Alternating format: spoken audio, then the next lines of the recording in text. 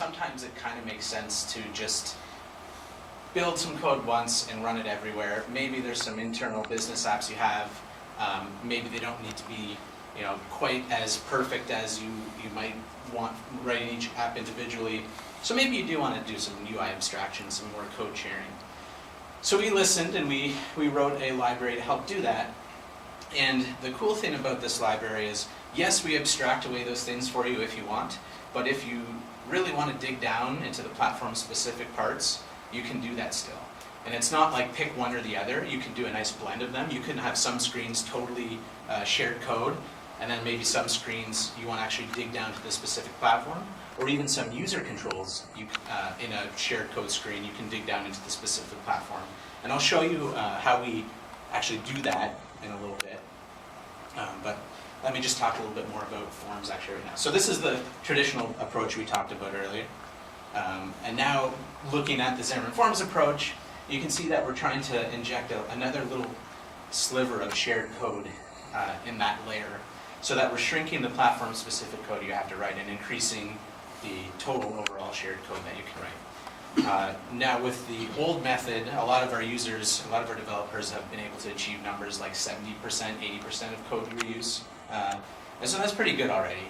With Xamarin Forms, some people are going as high as like 95%, depending on how specific they want to make apps to each platform. So we really think that Xamarin Forms is a good way to do this. And there are other frameworks that are out there that have helped you try and achieve this goal as well. And nothing bad about them. We just felt there was a good place to make our own framework and have it supported for our developers. So again, that's the approach that we're going to be looking at today. And out of the box, in that whole set in that library, we've got a bunch of different controls, different pages, layouts, and I'll talk about those in a second.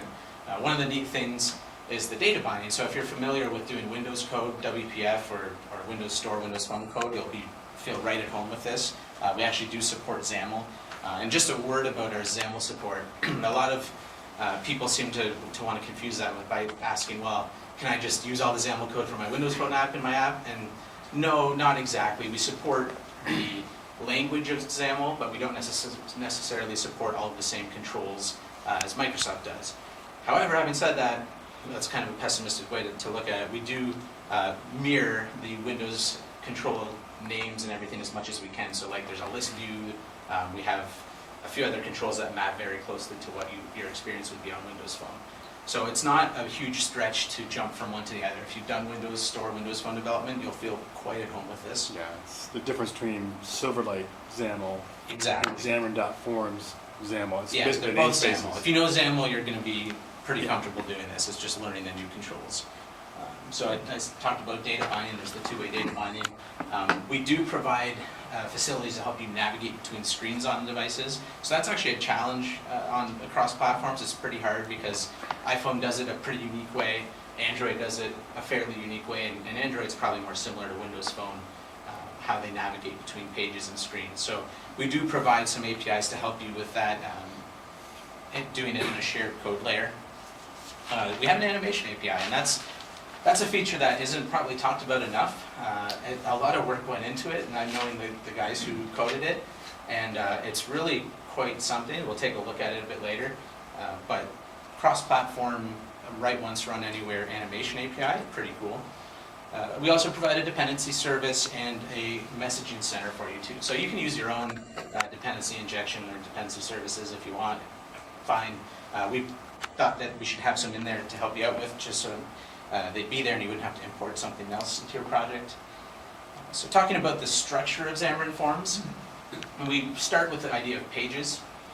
And so we have a bunch of different kinds of pages. There's a content page, which is basically just a single view on your page. Our master detail is like that slide out menu, so when you swipe from the left and you can swipe it back in, it's pretty popular on the platforms.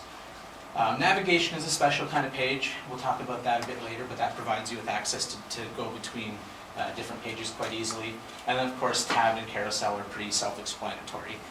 Tabbed pages, like on Android, by default the tabs are across the top like you would expect. On iOS they're on the bottom, and on Windows Phone it's I believe the panorama control is called. So for our different layouts, so you have a page, and inside of a page you have layouts. We have a bunch of different ones to choose from. Again, giving you some options. The stack layout, you're probably familiar with it, again, if you've done Windows at all. Absolute if you need to do it. And then the grid's kind of cool. It's like the Windows Phone 8 kind of grid system. So there's a number of different options of layouts to choose from by default. And then our controls are pretty extensive too. So we've got everything from your normal buttons to your list view to progress bars, activity indicators, all the kinds of controls that you might think by default you should have in a platform, in a system. We've got most of them there, I think. And this is not stopping you from making your own. And actually there's a really vibrant community starting up already, a couple projects on GitHub that add all sorts of different custom controls as NuGet packages. So you don't have to think about it. They have them for all the different platforms. I've created a library called zebracrossing.net.mobile. It's a mouthful, which is a barcode scanner for iOS, Android, and Windows Phone. And somebody's already gone and made that into a control for Xamarin Forms. So all you have to do is add it to your project and you've got barcode scanning right away. So stuff like that, that just making the experience really easy to work with.